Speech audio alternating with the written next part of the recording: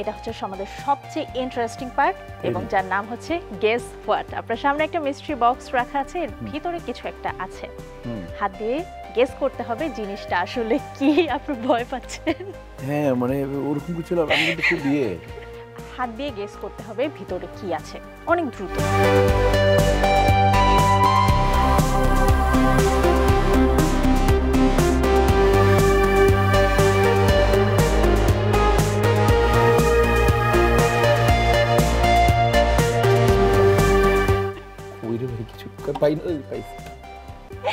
বলেন বলে গেস করেন আগে কি না ধরতে পারেন।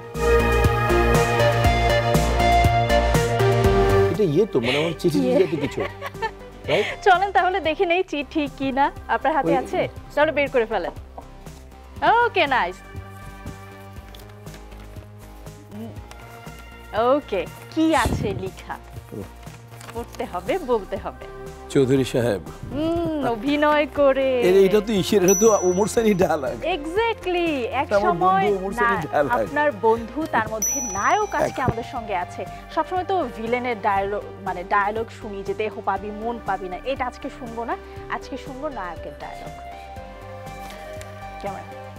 চৌধুরী সাহেব আপনি আমার ভালোবাসাকে এভাবে পদদলিত করলেন। রিমেম্বার, একদিন এমন আসবে আপনি আমার পা ধরে থাকবেন আপনার মেয়েকে আপনার বাসা থেকে নিয়ে যাওয়ার জন্য। সেদিন আমি কি করতে পারি মনে রাখবেন। এই দিন নিয়ে যাবে সেই দিনের পাশে। Thank you very much Chowdhury সাহেব। নাইস, একটা তালি হয়ে যায়। Nice, thank you so much. নায়ক যে নায়ক সেটা আসলে সব ক্ষেত্রে প্রমাণিত। থ্যাংক ইউ মিশা ভাই।